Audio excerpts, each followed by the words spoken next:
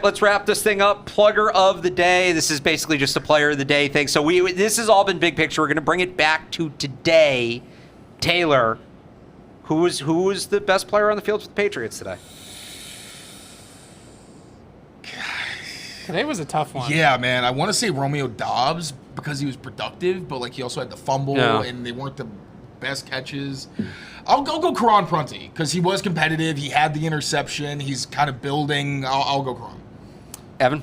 This is a tough one today. I feel like it wasn't, yesterday it was more clear. I would say I'll give it to Elijah Ponder today. I thought that the interception that Drake May threw to Del Pettis would have been a sack, and he kind of just threw it off his back foot after Elijah Ponder was in his face. I thought he had a few good reps in the one-on-ones too. So I'm going to go Elijah Ponder. I think today was one of his better days. Brian? I was thinking Dobbs, but, I'm going to give some love to Andy Borregales today because it was a little bit of a weird, full padded practice tempo-wise, but they backed Andy up today. It looked like a lawn of 55, and we all had him 5 for 5, 21 of 23 on the summer now. So I know we're not, looking as much into the kicker with no competition this year, but Andy's been very good.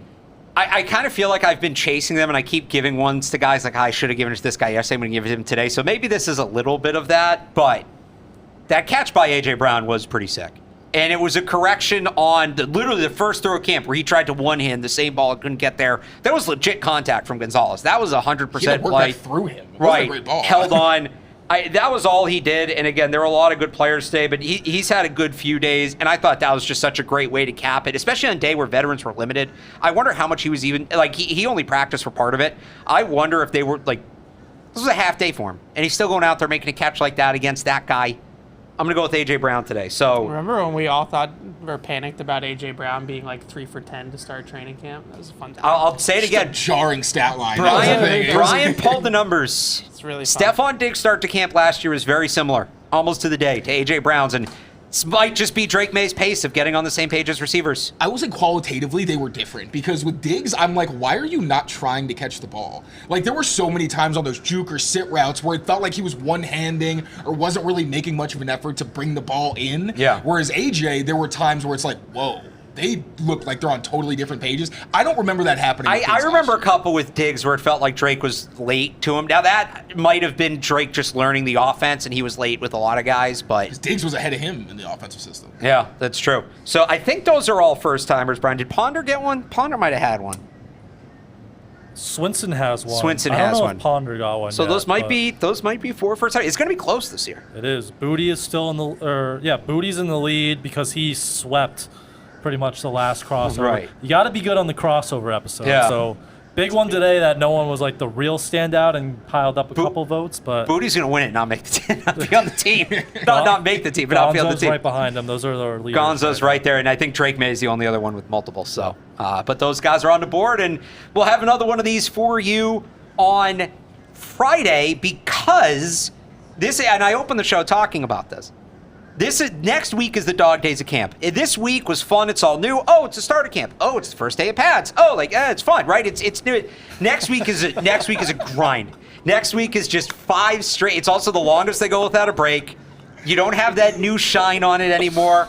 I think we have a walkthrough day there in the middle, Or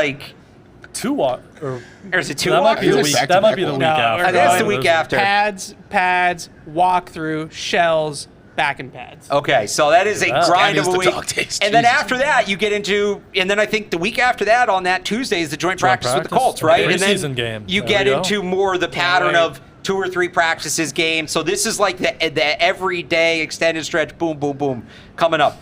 Real quick, what's one thing you're looking for next week? One big thing you're looking for next week? Romeo Doubs, start stacking good days.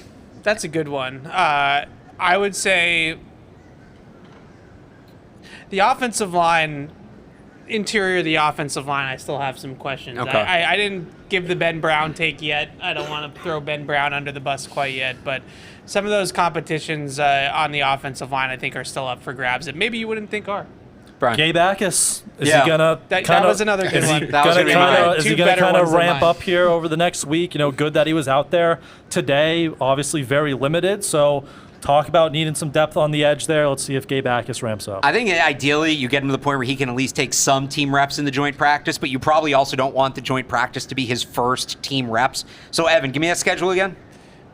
Pads, walk through, shells, pads. pads. And like a shells practice is really kind of pads. Like, Right. It's just no Well, lower so if you can pads, get him know? into the walkthrough on Wednesday, I would think either way he should be able to do, right? That's Yeah. not really team. So if he yeah, can, I mean, he's out there doing if he positional can drills start today. working in on Thursday, maybe a little bit, the shells, ramp it up Friday, and then they're off both weekend days.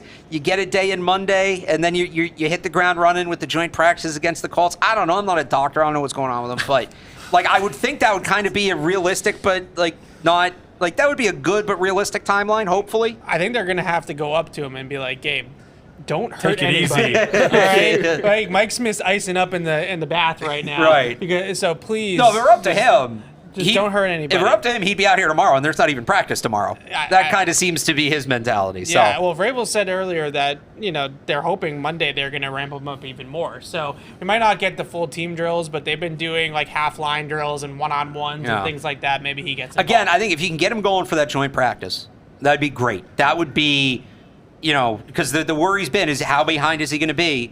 I would say for all things considered, that's a pretty good place to be if you have him going for that joint practice. So again, we'll have more on that coming up. Our next crossover will be on Friday. Between then, obviously, daily coverage from Taylor and Mike Cadlick on Patriots Daily. Me and Brian will be back with our daily shows next week. Me and Evan will be back on Wednesday. I guess we're going to have walkthrough practice leading into Catch 22. So that'll probably be more big picture stuff on that one on Patriots.com. And, of course, you can read us.